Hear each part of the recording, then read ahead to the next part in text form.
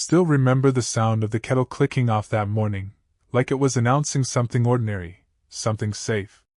She was in the shower. I was scrolling through emails, half asleep, thinking about nothing important.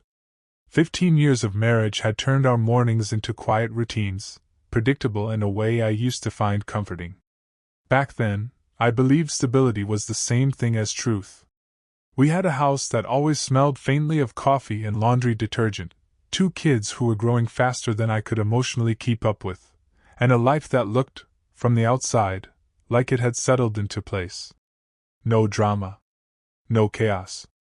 Just life. She kissed me before work every day. Not passionately anymore, but still there was something familiar in it. A habit of love, I told myself. I never questioned what habits can hide. If someone had asked me that morning if I trusted my wife completely, I would have said yes without hesitation. I would have meant it too. That's the part that haunts me now. Because nothing in that moment felt like the beginning of the end.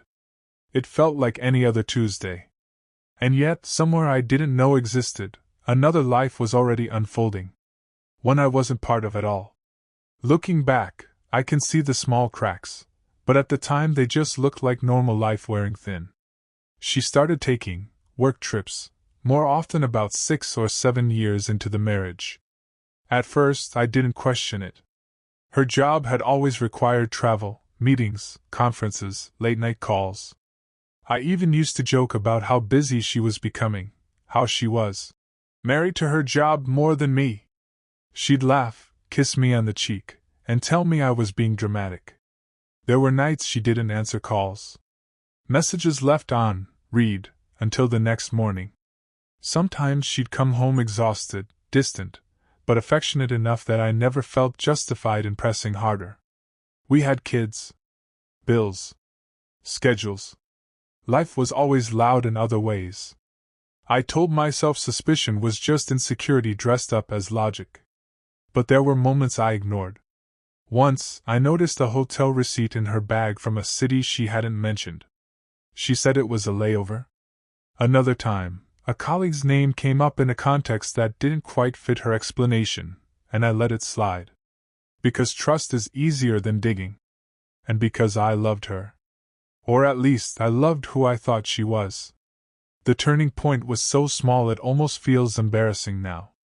She left her phone on the kitchen counter while she went to pick up our daughter from practice. It buzzed once. Then again. I wasn't the kind of husband who snooped. I genuinely wasn't. But something about the timing felt off that day. I picked it up just to silence it. That's when I saw the message preview. A name I didn't recognize. A city I did recognize. And a sentence that didn't make sense in the context of our life. Something like, "Same hotel next month? I miss you already." My stomach dropped so fast I actually sat down without realizing it. I told myself there had to be an explanation.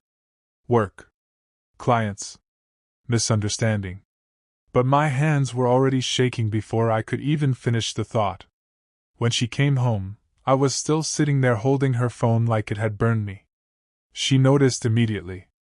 That pause she took at the doorway. I remember it more clearly than I remember most of our marriage. She didn't ask what I saw. That's what I remember most clearly. She just said my name. Softly. Like she already knew the conversation was going to end something important. I asked her who he was. My voice didn't even sound like mine. It came out flat, almost mechanical. She didn't answer right away. She set her bag down. Took off her shoes. Normal movements, like she was trying to buy time inside the illusion of normality. Then she said, "It's complicated." I laughed. I actually laughed, because it felt absurd. 15 years and the best she could offer was complicated. I asked again. And that's when she sat down across from me and told me there was someone else. Not just someone. A life. Another apartment in another city. A routine that existed parallel to ours. She said it like she was describing a project at work. I kept waiting for the punchline. It never came. The room didn't feel real after that. Sounds became muffled, like I was underwater. I remember her voice continuing, explaining things I couldn't process. She said it started as a break years ago, when we were fighting more. Then it became something she couldn't step away from. She used phrases like emotional escape and separate space, like she was trying to sanitize what she was admitting. I asked if she loved him. She hesitated. That hesitation said everything. What broke me wasn't just the answer. It was how carefully she was choosing words, as if she had rehearsed them to minimize damage. I asked her how long. She said, on and off, for years. Years. Plural. In that moment, I realized I hadn't just been cheated on. I had been living alongside a version of her that I never had access to. A parallel existence. And I had been completely unaware. The immediate reaction wasn't dramatic like in movies. There was no shouting at first. Just silence. I remember standing up and walking into a hallway because I needed distance from her voice. My hands were shaking so badly I couldn't even grip the wall properly. She followed me. Kept saying she didn't want to lose me. That she loved me too. That it wasn't black and white. I asked her the only thing I could think of. Which version of your life is real? She cried then. But I didn't feel comforted by it. If anything, it made everything worse. Because tears don't erase decisions. They just make them harder to untangle. That night I didn't sleep. I just sat in the living room replaying every memory I could think of, trying to identify where the other life fit into ours. Birthdays. Holidays. Sick days. Family trips. It all felt contaminated suddenly. Like I had been reading a book where someone had secretly rewritten half the pages. The confrontation stretched over days. Not one dramatic explosion, but a slow unraveling. She admitted she had another apartment in a city 3 hours away. She went there during work trips. Sometimes weekends. Sometimes even days she told me she was at conferences that never existed. I asked if anyone knew. She said yes. A few people. People I had met before. People who smiled at me like nothing was wrong. That realization hit harder than the affair itself. Because it meant this wasn't chaos. It was structured. Maintained. Protected. I confronted her about the kids, about how she could divide her life like that. She insisted she never brought him into our home life. As if that made it less real.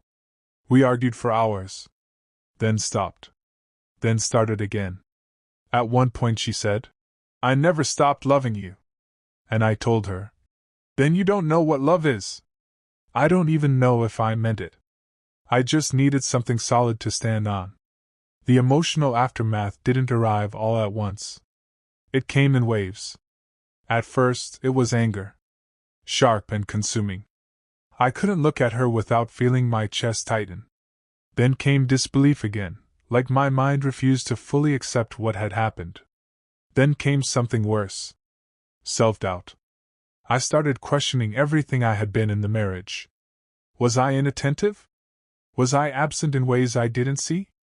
Did I create space for this without realizing it? That spiral is dangerous. Because it makes betrayal feel like a shared responsibility. She tried to comfort me during those days, which felt surreal. The person who had shattered my trust now trying to soothe the damage. Sometimes I wanted to scream at her. Other times I just wanted her to disappear so I could stop feeling the contradiction of loving and hating someone at the same time. The worst part was realizing I still cared. Even after everything. That scared me more than the betrayal itself. We told the kids eventually. Not everything. Not at first. Just that we were separating. Watching their faces change is something I don't think I'll ever fully recover from. Confusion first. Then fear. Then something like quiet resignation that children should never have to develop.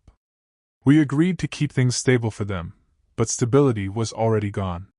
Family members got involved quickly. Opinions formed. Sides were taken. Some people were shocked. Others, looking back, seemed less surprised than I expected. That realization made me question even more what I had been blind to. Our home felt like it had turned into neutral territory occupied by two people pretending not to be enemies. We started sleeping in separate rooms.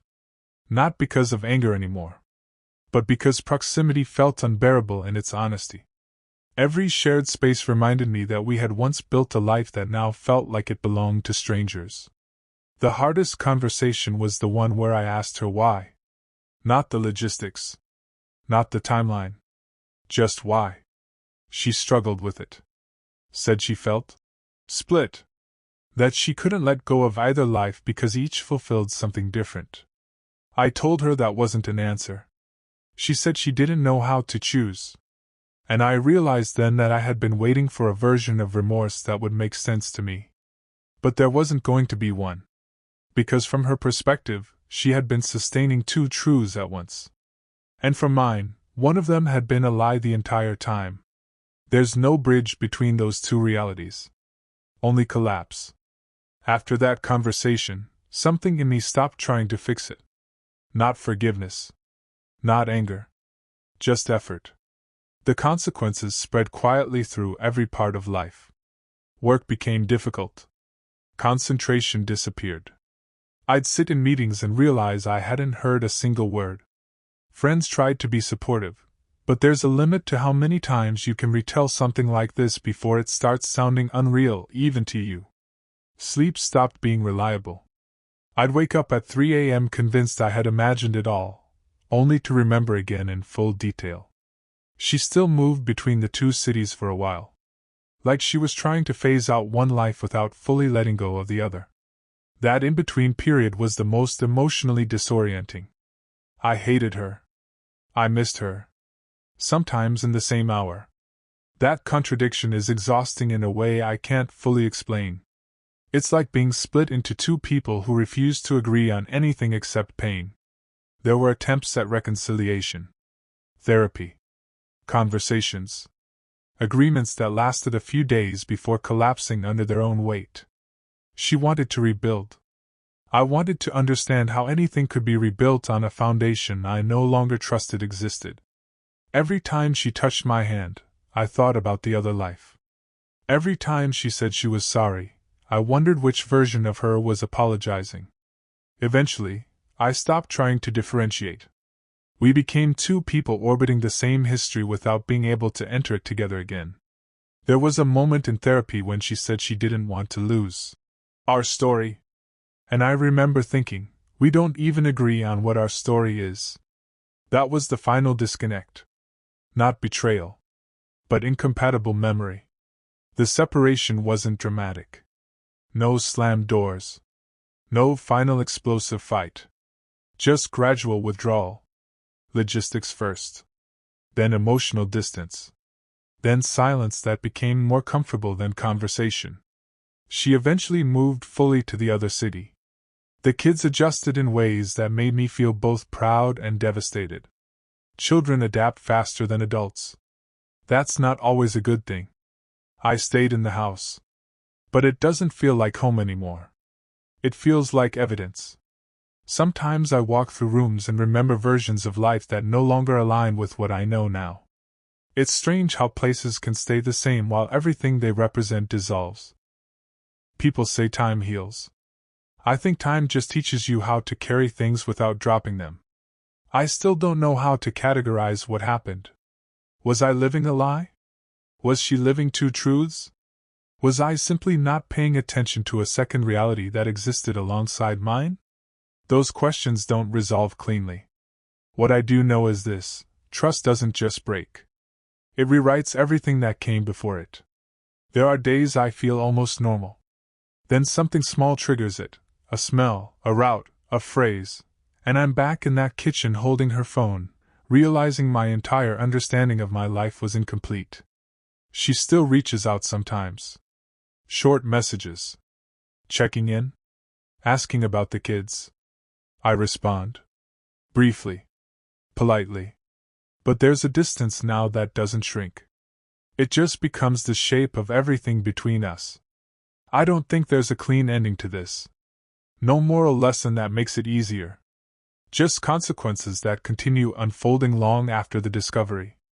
If anything, I've learned how fragile the idea of knowing someone really is. How easily a life can contain sections you are never invited into. Sometimes I think about the version of me before I knew. He wasn't naive. He was just operating on information that felt complete. That version doesn't exist anymore. Now there's just this. A man who once believed in a shared life, and now lives with the understanding that it was only partially shared at best. And I still don't know which part hurts more. Losing her. Or realizing she was never fully here in the first place.